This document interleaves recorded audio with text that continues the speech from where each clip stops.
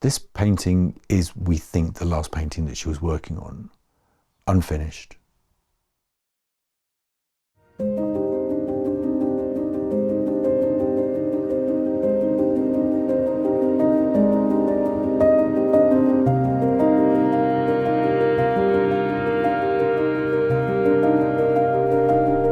It was painful growing up watching them not be shown, because of her never really exhibiting in her lifetime, or never really having her work being seen, which then caused her great distress and frustration later in her life.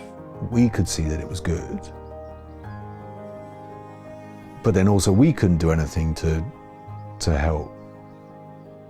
It really was something that she could never account for, and I think she really saw as some sense of failure or some sense of humiliation, because she knew how good her work was, and with no arrogance.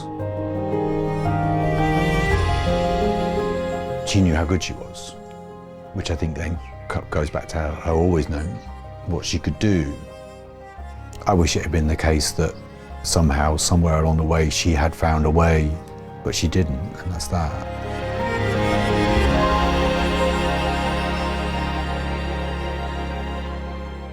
It caused her great upset.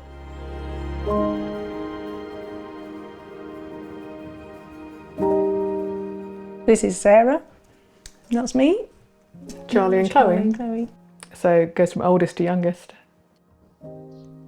Our mum loved painting, and she also painted pretty much every day. So she used to say that she felt sick if she couldn't paint or do some kind of drawing every day, and obviously if she was actually sick, if she was actually ill, then she'd be really miserable because she couldn't. So it felt like you were constantly Yeah. in danger of being drawn in some way, if you know what I mean. Yeah, she'd look up and notice it was. Yes. If she wasn't doing that, or she wasn't doing, you know, the tedium of looking after the kids, like cooking, she was creative in some way, wasn't she? Yeah.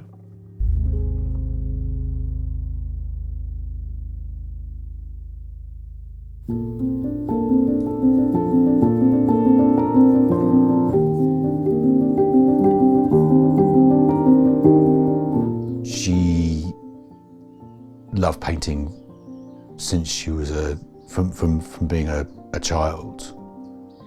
She grew up in Wellingborough in Northamptonshire. I think she just always knew she was an artist. I mean, she remembers being bought her first just a little set of paints in Scarborough. I definitely remember saying that. Yeah, I remember that. When she was really quite young. And she had an art teacher who recognised what she could do.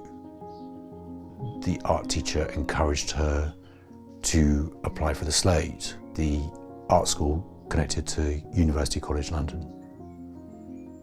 So she applied to the Slade, she got into the Slade, that was it.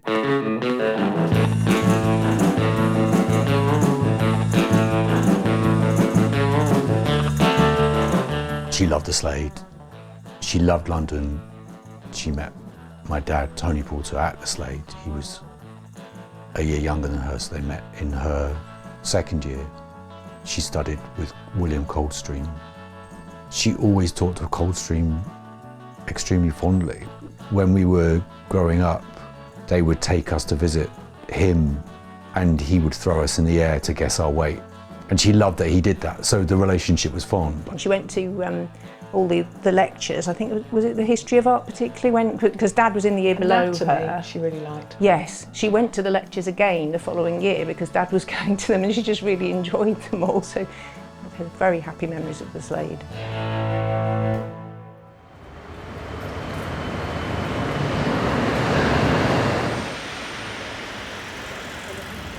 And so in their final year, they lived down in Herne Hill, down in South London, and she would talk about renting from this small-time gangster.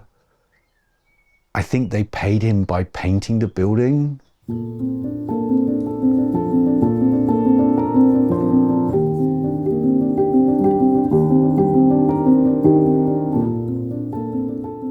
So Mum always painted from life. she wasn't part of any fashion within art movements.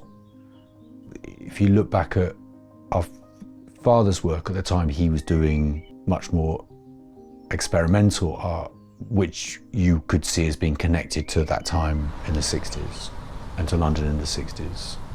They left London and they moved to rural Northamptonshire. They lived in farmhouses. They were very remote suddenly.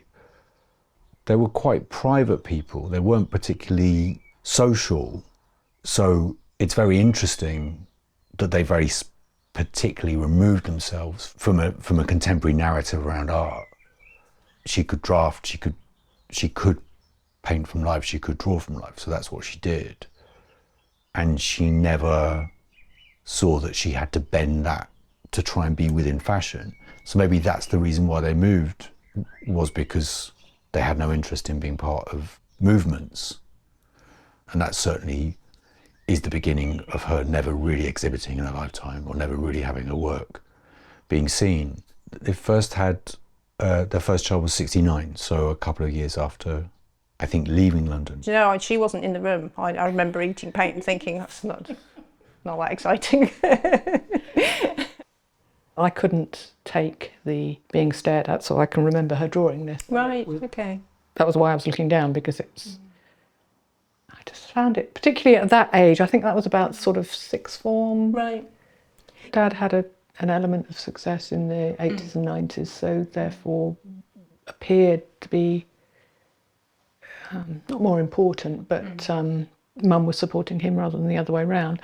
But I think actually they had a very equal way of doing things. Dad was much more gregarious, so was able to have his work, to show his work to people. I think that there are contemporaries of theirs, particularly in America, there are definite artist relationships like Pollock and Krasner, where we can see the female artist and the male artist, there being kind of anger between the two, or this kind of one less seen and known and heralded, and that causing this kind of friction or a sense of frustration because of that. It was different between my mum and dad. Like, she was really encouraging and wanted the best for my dad and wanted things to happen for my dad. So it wasn't that fractious relationship. She also always engaged us in talking about art. We were always taken to see exhibitions. We went to a lot of galleries. A huge number of galleries. I remember being on a really hot day in Paris, because our grandparents lived in Switzerland, so we used to drive to Switzerland in the summer. And so we stopped off in Paris to see. I think it was a Euan, I think. In those days, travel was very much more difficult than it is today. So getting to Paris was very difficult, because my dad had a job as an art teacher, so they were only able to take holidays in the school holidays. And they would talk about going to museums, trying to look at art with children slung over their shoulders. And so this is a, she's cut this out from something. This is, I think the work's called the Nativity, maybe. This is in the National Gallery. And she would take us to go and see it and say that this foot, the way the leg is here, wait, I can't do it with my foot, but the way the leg is and the way the foot is, she thinks is the first time that depth, this kind of three-dimensionality happened in art. And she was obsessed with this foot. So as very, very young children, looking at art was part of what we did. So that when she would talk about her own work, she would be talking about colour and light and what is there and what she's trying to see. So that it just was very normal to have that as a conversation. And she enjoyed it. And I think she enjoyed talking with children about it as well. Like, I remember her always loving to say the thing that the red that she sees, we have no way of knowing if it's the same as the red that I see. we'd always be on the way home and there'd be a quick turn down a lane to scope out where to go and paint and that sort of thing. So she used to do a lot of landscapes. They had a belingo and he used to lift the boot so it made a little roof, and so he'd be doing his watercolours. And so he'd park in a way that meant, Mum had a good view from the front seat and he could do something from the back. Whereas Dad would quite happily go and stand in a field all morning and paint, she'd tend to either do something at home or from the car. And then once we'd all left home, they had quite an elaborate arrangement of how to get all these wet pictures back. If they'd been away for a few days, there'd be, Tupperware variously in the boot with pictures arranged so that they could get back. I've not yet said the word Suzanne, and the word Suzanne is the key word for her. Suzanne was everything, and she absolutely could look at Suzanne and look at Suzanne and look at Suzanne over and over and over. She would try and visit as many Suzannes as she could. Suzanne and Jane Austen, who were her two people. Suzanne and Jane Austen were central to her life. Obsessions. She would either be in bed, she'd either be reading Pride and Prejudice or something, or she'd have a Suzanne book propped up on her knee and look at a picture before she went to sleep. And I think we found about 14 copies of Pride and Prejudice, didn't we? What they shared that she would talk about is this thing about there being nothing there. And by that she would mean that with Suzanne, it wouldn't be drawn out like this is a apple and this is the table. It's more that actually the edge isn't there. So how he gets the thing to be there without it being here's an apple, here's a table. The same thing with Jane Austen and sentences, that she would say there's nothing there. And so she was interested in this sense of how you convey something. But she was always interested in representing what's there without assuming what's there. So I think there was a sense of, what you end up with on the canvas is not necessarily precisely what you see in a sort of photographic way, but it has to be a sort of true response, an articulation through the paint of what's there. And I think she thought that Suzanne did that the best, and she was sort of aiming to do that or to surpass that, I think was what she really wanted.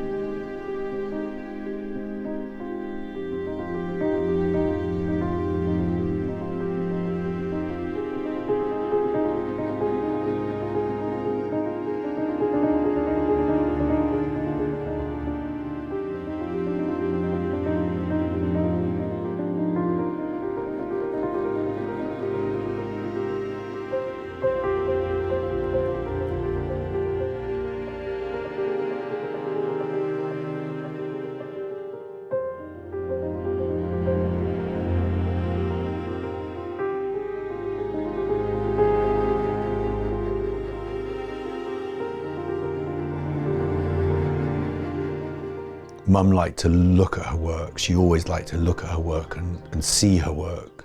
She would have her work around in the house. Dad didn't like to look at his own work. She would often paint photographs, so the photographs would be part of a setup, but she'd be painting the photograph that's actually there. So she never took a photograph of something and then brought it back to the studio and made a painting from the photograph. So she always worked from life, whether it be a setup that she'd make in the studio space, or whether it be a portrait, usually of one of us, or if it was out in landscape, it was always from life. So it was always about representing what's there in that moment. She saw everything in terms of sort of a kind of principle and sense of integrity, and I think she was trying to produce paintings which were the closest possible expression of what she could see. but not necessarily, that makes it sound like it's trying to be literal, and that's not what I mean. And I think that's why in the later paintings it becomes more like what you might think of as abstract. It was abstract of what? What is abstract? Whereas much of our later work, you could imagine someone saying that it was abstract, but it's not abstract because it's always of something. It's always what was in front of her. It's also kind of not about that. It's not about being photographic. It's not about being just, oh, I've represented the thing. That there's something else that she's doing there. But yeah, it was never about being sort of literal. I think she thought about painting as a sort of analytical act. So you're sort of looking at whatever it is you're painting and being really honest, I suppose, with what it actually is, if you see what I mean, which sounds silly almost to say of a painting of an orange, but there's a way in which she very strongly didn't want it to be like, okay, this is what an orange looks like. It's like, okay, so I will paint the light that I see, the shapes that I see that are there, and that's what the painting will be. There were significant objects that appear and reappear and reappear and reappear, where there are bowls with fruit in that are placed on top of art books that are open at particular pages. It can be like a bowl and a jug. And they look like they're having a conversation.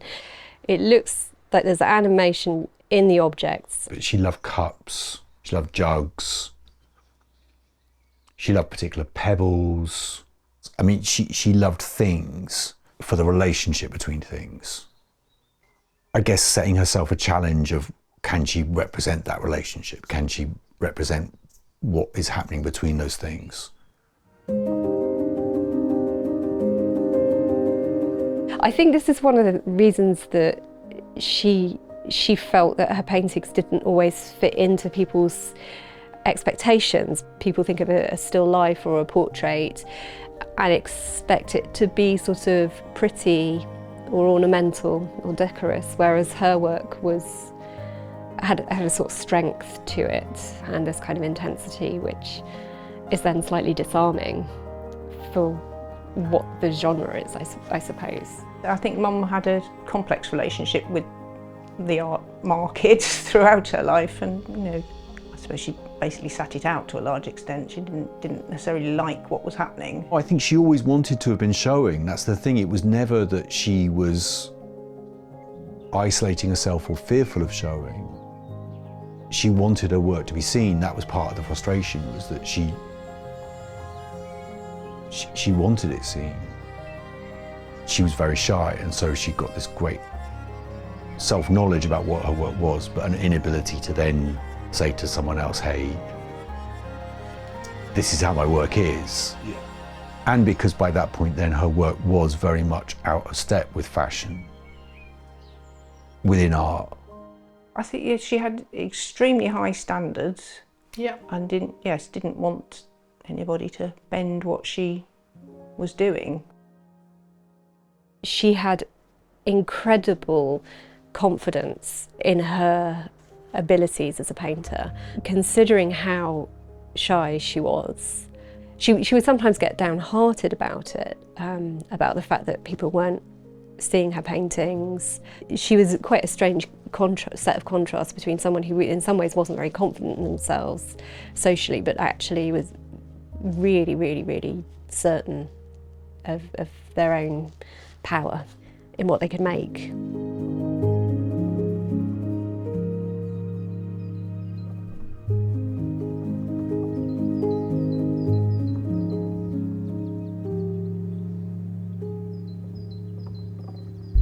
They moved here in 93.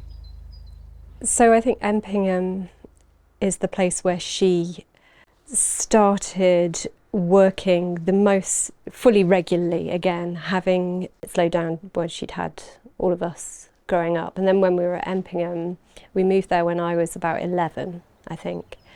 And I think while we were there, she must have painted or done some kind of drawing, I think probably pretty much every day. And he's got an attacking field, as you'd expect. He's going to have a slip, the silly point, forward short leg. He's got a long leg. This is for the left-handed guy. A mid-wicket, a mid-on, a mid-off. I have a really clear memory of the sound of being painted. And so if you'd be sitting there, and possibly you'd have Test Match Special on in the summer, which was... Or the Archers. Yes, true. Test Match Special was better. Yes, because it lasted longer. Mum was very allergic to terps, and so that was obviously a central part of her painting process, was that she would have to get dressed up in all sorts of protective... She'd have barrier cream, rubber gloves, and she'd have a process of preparing the paint and everything, so it was all ready.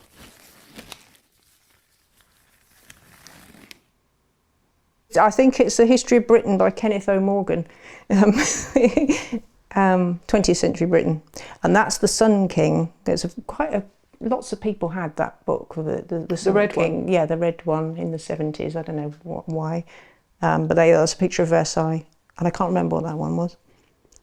In some ways, it was a sort of endurance test, because you'd have to sit very still. There was a sense that what she was trying to achieve in the painting was so important that there was a way that almost nothing else mattered, even though you're her child sitting there. And so your leg would be going numb. And she'd say, well, just 5 minutes longer, so she could get the painting right. It was like a squabby sound, because she'd the rubber glove and the paintbrush and the palette, and she'd be sort of a squab, squab, squab, squab, and then she'd be just looking all the time. There'd be sort of squabbing going on. She'd be looking more at you than at the picture, and it was just just a real clear sensory memory, I suppose, of that. As well as the experience of sitting for the portrait, she did actually used to just sketch you when you weren't realising quite often. If we sat for her, we'd have to sit very still, but she could sketch people moving around very easily. And Dad always used to talk about this, about how she'd been able to sketch something from out the window of a car moving along, things like that, with no trouble. And she and Dad, if we went to the theatre or if we went to a concert, they would sit there sketching. So you'd sit there with this going on. And so there's loads and loads and loads of sketch drawings that she made of singers, opera singers, musicians, actors, all sorts of things. And she was always drawing and always scribbling, and it was kind of non-stop.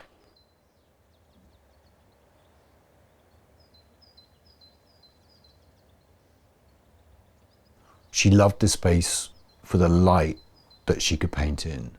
It really was the first studio that she'd had that was entirely, completely her own, definitely throughout the 80s into the 90s, that she'd not had her own space. So she would paint on the living room table, and we would just know to not touch that easel and that setup while it was happening. So here was the first time where she could set pieces together and paint and leave it and work on the same piece and work on the same piece and work on the same piece and be isolated away.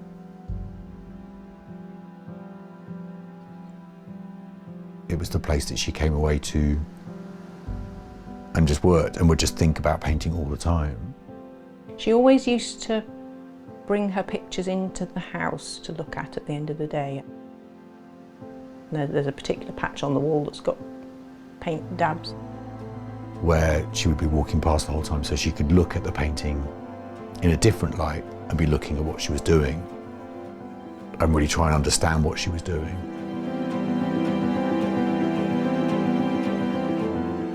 And you could tell that because there was paint marks on the wall around where the painting would go.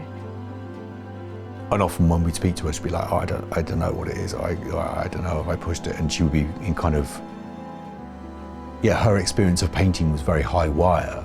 It wasn't, okay, I've done that bit. It wasn't methodical. It would be, can she get it? This kind of sense of, like it could all fall apart straight away. It could all fall apart in a moment. And then she'd have lost it and then it's gone. So painting was high stakes.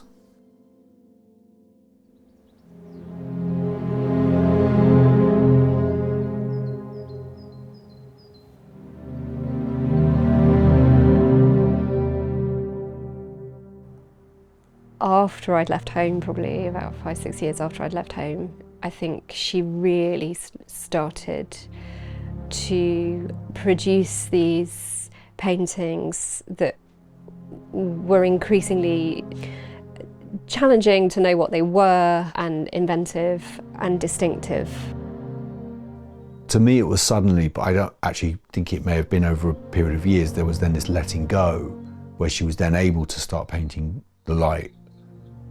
She freed herself from worry about her legacy or about whether she was seen, and could just start painting.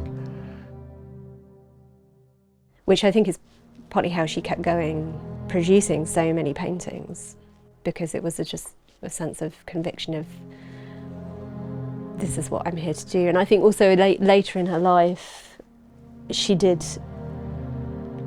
speed up in intensity, and was just, it seemed to have had this absolute outpouring of painting in the last few years of her life. And she did actually used to talk about life being short and needing to paint as much as she could, and to take her painting as far as it could go in whatever time that there was.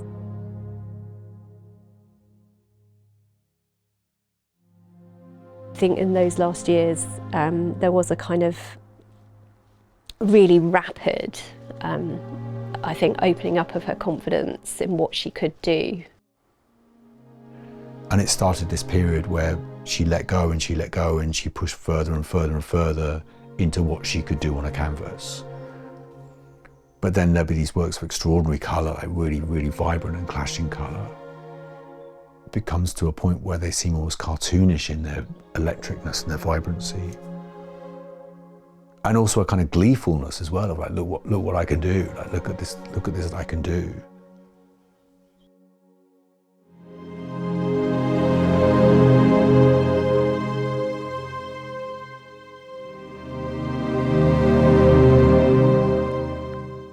This painting is, we think, the last painting that she was working on. We say this because, you know, she died very suddenly, and it was a very difficult time, and then our father died 9 months afterwards from his pre-existing heart conditions. He kind of wasn't able to live without Mum looking after him.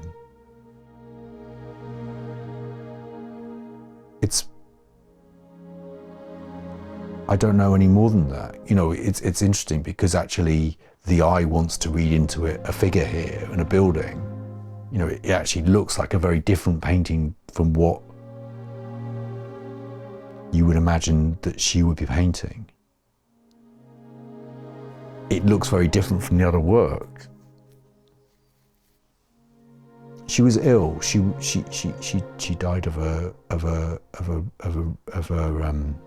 cancer, which was undiagnosed, and so her kidneys were failing. And so in the months before she eventually went to hospital, she was less and less capable of working.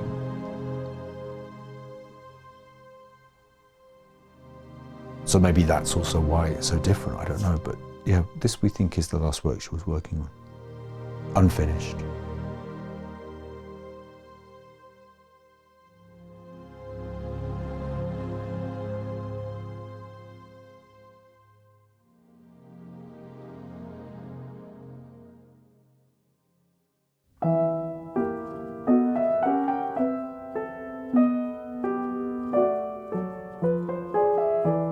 The number of paintings that we have, I do not know, but there were just paintings absolutely everywhere. It was a constant issue, actually, storage, and all the drawings that we found in plan chests and things like that, I don't know.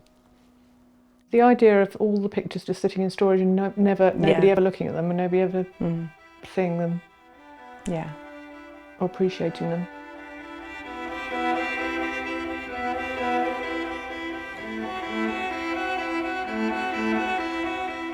And then presumably you get to a point where you can't afford the storage anymore. Because we would all much rather they were out in the world being looked at and... People enjoying them. Yeah, exactly.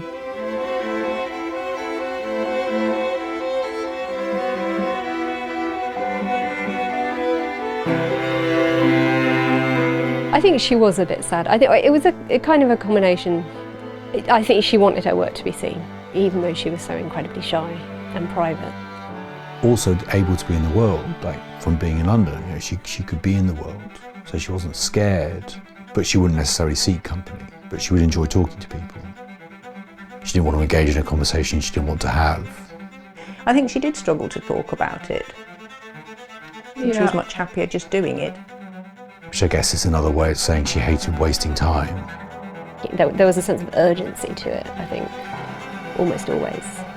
Which is another way of saying that she spent her time painting or with her family, or the time that she spent was very important to her, and she didn't want to go through hoops of what you're meant to do to make yourself seem more presentable to society.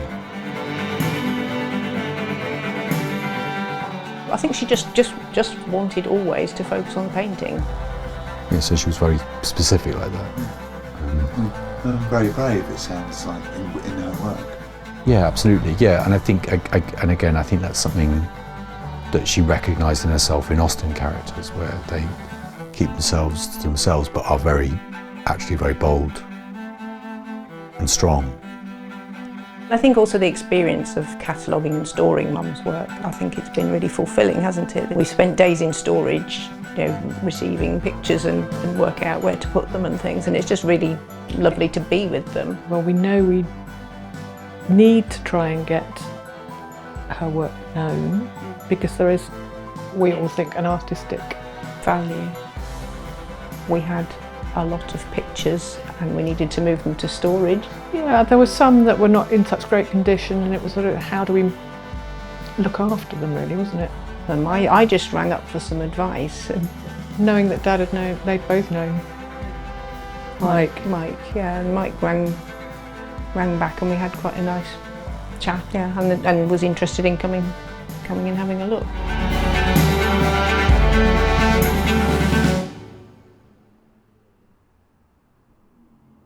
I have known Tony and Pat Porter for many, many years, and in fact on quite a number of occasions we showed Tony's work at the gallery here in Uppingham.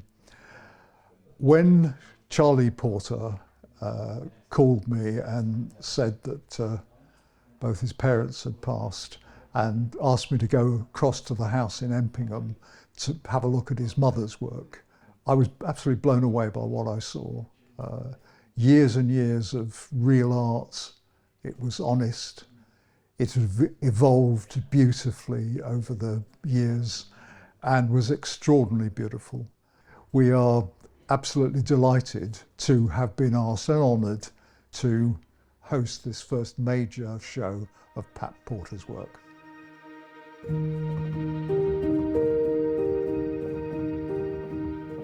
Yes, so it's been really serendipitous that this, yeah, it's just sort of organically happened. And what would she make of this, the exhibition? I think she'd be absolutely overwhelmed to have her work on show.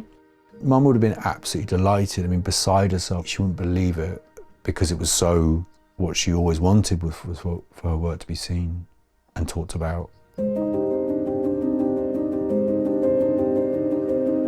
I was just thinking about what her reaction would have been had she been here and Yes. she was doing it when she was still alive, and she would have refused to do it, Yes. is the first thing to say. Yes. Absolutely no way would she have appeared on camera. She herself would be obviously very conflicted about it. She probably would find it very difficult to be sat here talking. I think she would have loved it, but hated the focus on her personally. She would have loved the attention on the pictures, but the focus on her would have been difficult. She would have been just absolutely thrilled. She always wanted her work to be seen. She wanted her work to be lived with. She wanted other people to live with her work. There was no desire to hoard it. She obviously had certain works that she loved and she would keep for herself, but she was an artist who wanted to have her art be seen. So she would have been wildly thrilled by it.